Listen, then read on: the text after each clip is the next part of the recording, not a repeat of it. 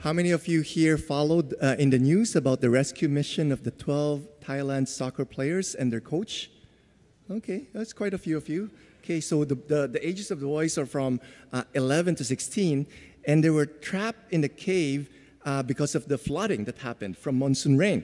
Okay, and they were there from June 23 to July 10.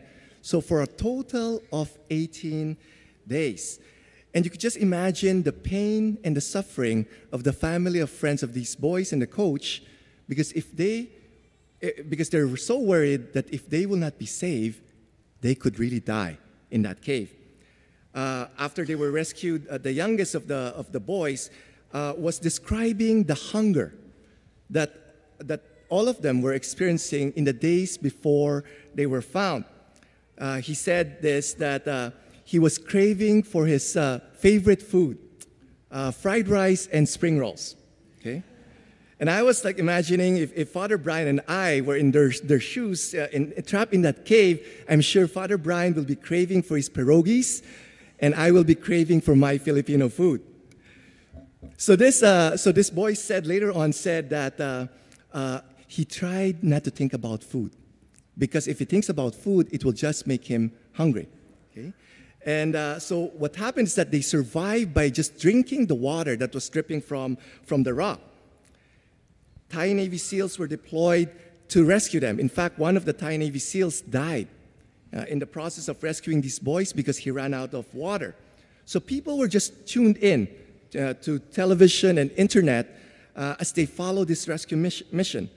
And there were just great rejoicing when people witnessed how one by one these boys and the coach were rescued.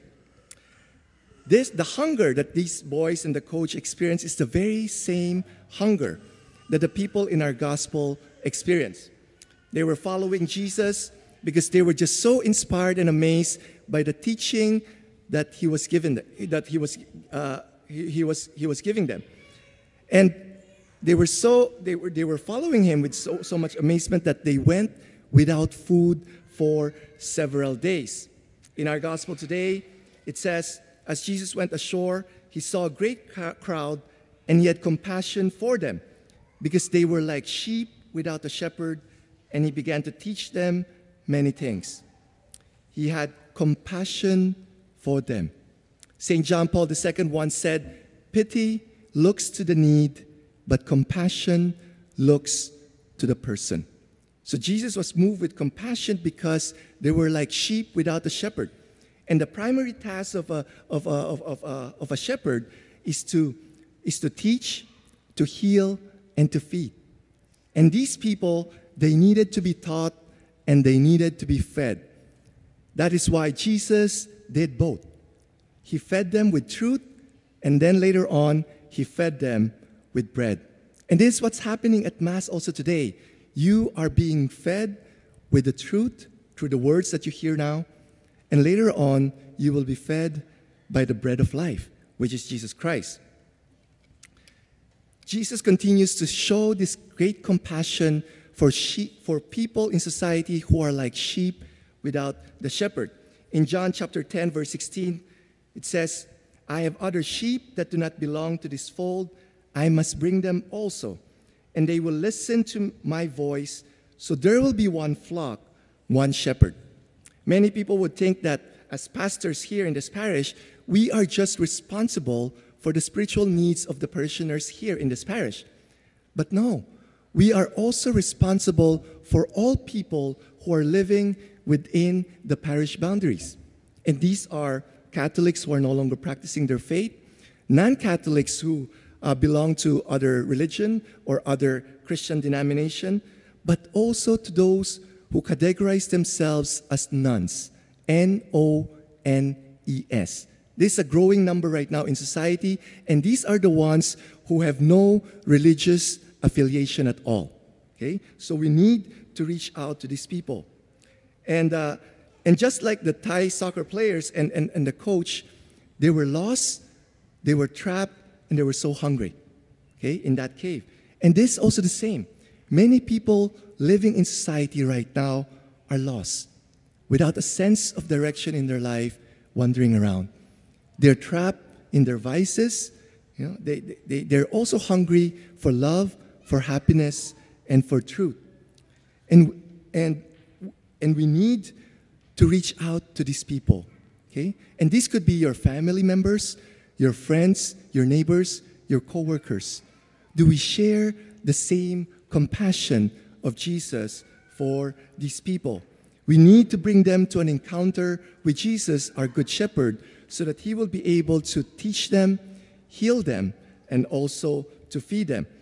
That's why when we hired Kate Pinto, our coordinator for evangelization and community, I really hope that as a parish, we would grow in our evangelization efforts so that as we invite people to come to attend events like Alpha, where they could have this encounter with God, it will start to come natural to us, and we'll feel more comfortable to it, because it will start to become part of our DNA. And when that happens, we will start to have that invitational culture in this parish. These are the sheep that the Lord wants us to bring to him, so that when they become part of the sheepfold, there will be a shepherd who will look after them. And this is usually the role of a priest. Okay? In a very church, in a small church setting, like maybe 40 people, the priest could easily give this pastoral care to his sheep. But it will be very hard for a priest, to do this in a very in a large setting like 800 people or more. Okay? It will be very hard for him to do it alone. He needs some help. Timothy Keller, an American Presbyterian pastor, wrote a very excellent article entitled Leadership and Church Size Dynamic. He said in that article, the church size has an enormous impact on how a church functions. There's size culture that profoundly affects how decisions are made, how relationships flow, how effectiveness is evaluated, and what ministries, staff, and lay leaders do. Okay? So he also said that the larger the church, the less available the main pastor is to do the pastoral work. In small churches, the pastor is available at all times, for most occasions and needs, to any member or unchurched person. If a priest from a large church will do this pastoral care to a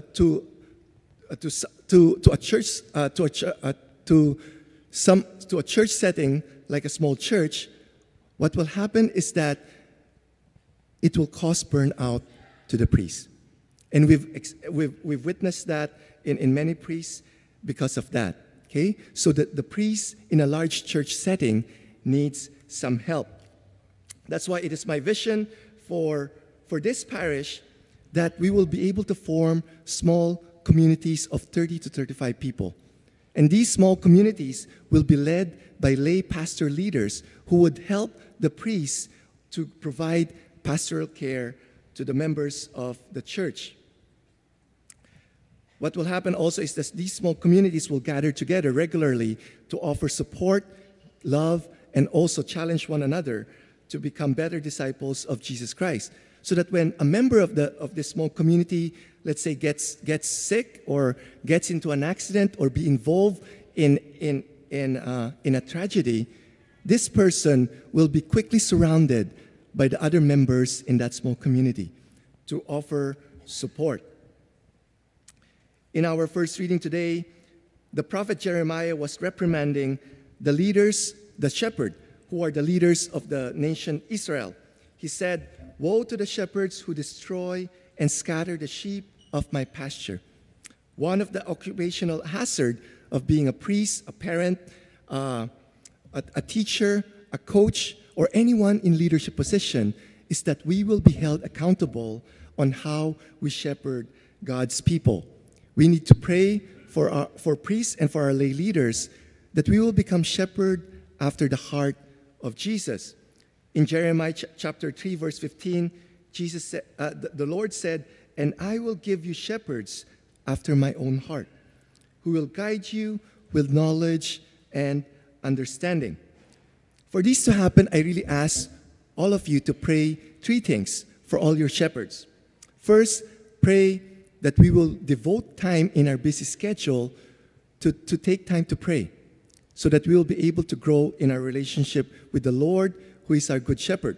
In our gospel today, despite the very busy schedule of Jesus and also the apostles in ministering to people, the Lord asked them to get away and take some time to rest and also to pray. And this is very much needed, because we needed to value our time with the Lord, because apart from Him, we can do nothing. The second thing that I want you to pray for your shepherds is that we will have the spirit of detachment, okay? So that we will be able to wholeheartedly give ourselves in service to God and to His people. That's why priests and religious from religious orders, they would have these 3 vows of chastity, poverty, and obedience. Now, the diocesan priests and for us companions of the cross, we do not take these vows. But it doesn't mean that we're exempted from this. We need to have this spirit of detachment, because a shepherd with many attachments could easily serve his interests first before the interests of his sheep. The third thing that I want you to pray is to pray for protection for your shepherds. The enemy is very wise. He knows very well that when he strikes down a shepherd, what will happen to the sheep? What will happen to the sheep when he strikes down the shepherd? The sheep will scatter. Okay? So pray for protection, that we will not be involved in any form of scandal. Okay? And for the past 20 years, there's been a lot of scandals already that has happened within the church that has caused so much pain and division within the church. We don't want to add on to that, so that the healing process would continue in the church. So to summarize what I've said, just like the Thai government, they did everything in order to rescue the 12 Thai soccer players and their coach. We also need to do everything in order to rescue those who are lost in society and bring them into an encounter with Jesus and have them be part of His sheepfold, so that Jesus and His ministers will be able to shepherd them well by teaching them the truth, by healing them of their woundedness, and by ministering to their needs. Again, priests can't do it alone, especially in a large church setting like this. We need to raise up leaders and hopefully pray that for us, we will become shepherds after the heart of Jesus. But for that to happen, I ask you to pray for these 3 things: that we'll devote time in prayer, to be able to detach from things of this world, and to be protected from any form of scandal. So that by doing this, we'll be able to fulfill the desire of Jesus, that His sheep will be shepherded well.